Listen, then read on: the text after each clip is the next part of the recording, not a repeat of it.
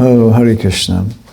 And we're back here at the Srimad Bhagavatam reading, discussion, and proposing some deep understandings and transcendental realizations of the compassionate words of His Divine Grace, A.C. Bhaktivedanta Swami, Srila Prabhupada. So, we are on Canto 2, Chapter 9, Answers by citing the Lord's version. And today's verse is 21. And I'm going to read back a little bit to bring us to some remembrance. I'll read text number 19 up to 21. After seeing, this is Sukadeva Goswami speaking, after seeing Brahma present before him, the Lord accepted him as worthy to create living beings, to be controlled as he desired, and thus, being much satisfied with him, the Lord shook hands with Brahma, and slightly smiling, addressed him thus. It's interesting to note that Krishna in his position always has slightly smiling, and sometimes he puts his hand like this, and it's always blessing. So this is a little more. This is like he's reaching out for Brahma's hand, It's not just like this. And to have to note that Krishna's friendliness and his kindness are in those subtle understandings of his smile. When you understand his smile, and when you understand how he, he puts his hand on his devotees, and the gopis saying, please put your lotus hand on our heads, and drive away this grief. We want to feel that comfort of your hand on our heads. And when he's doing that, he's smiling because of their love and their attachment to him. So this is a very important thing to understand, that Krishna is very, very friendly and very kind and very merciful. It's not hard to get his mercy. He's literally pushing it on us, hoping that we'll accept it in some way. So this is slightly smiling. He addressed him thus. Text number 20. The beautiful personality of Godhead addressed Lord Brahma. O Brahma, impregnated with the Vedas, I am very much pleased with your long accumulated penance with the desire for creation. Hardly am I pleased with the pseudo-mystics. And 21. Varam varaya bajram te varisham mabi vanj chitam brahman charya parish ramaha pumsam mad darshan avadhi. Translation and purport by His Divine Grace, Srila Prabhupada. I wish you good luck, Brahma. I wish you good luck. It's so funny. I wish you good luck, Brahma. So that's another aspect of Krishna's expressing his kindness. I'm wishing you good luck, and of course I'm the one who's giving you your good luck. But it's almost like he's separate, and his luck is coming from someplace else. I wish you good luck, O Brahma. You can ask from me, the giver of all benediction. He says it there now. The giver of all benediction, all that you may desire. You may know that the ultimate benediction, as the result of all penances, is to see me by realization. This is a really beautiful verse. I wish you good luck, O Brahma. You can ask from me, the giver of all benediction, all that you may desire. You may know that the ultimate benediction, as the result of all penances, is to see me by realization. Now Krishna can't be seen except by realization. And then he comes in the form of the deity because you can see him prior to realization.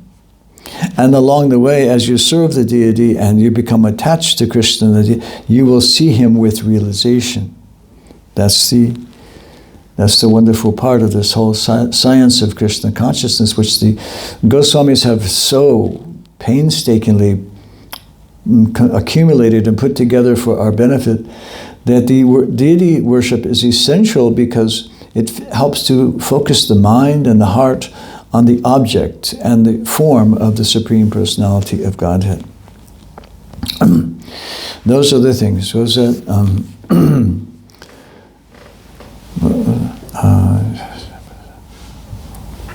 Yasya Prasada? But no, was it the third verse in the about the Shivi Gurharad Ananityananam? The spiritual master, he arranges for the deity service in the temple worship of Shri Radha and Krishna. This is part of our sampradaya in a very big way, and it can't be we'll say minimized. It has to be very very gorgeous and very beautiful, and that makes the heart feel gorgeous and beautiful. You feel connected to Krishna, and the service is done nicely. So,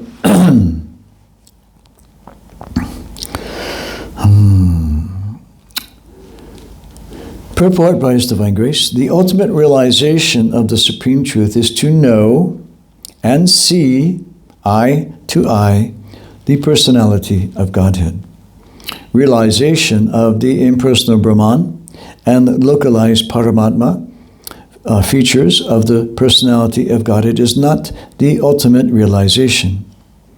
When one realizes the Supreme Lord, one does not struggle hard to perform such penances. And the penances actually become a source of pleasure because once one gets the darshan of Krishna face to face, eye to eye. So the penances have basically paid off. And now to continue the penance is not a difficult thing, because the result of the penances has been achieved. To see the Supreme Personality of Godhead, personal feature, face to face, eye to eye. The ultimate realization of a Supreme Truth is to know and see eye to eye the personality of Godhead. Realization of the impersonal Brahman and localized Paramatma, features of the personality of Godhead, is not the ultimate realization. Now, Prabhupada speaking to yogis and so forth, and with those kind of statements, for devotees that he's coming from the Western world, all they know is Krishna, the Supreme Personality of Godhead.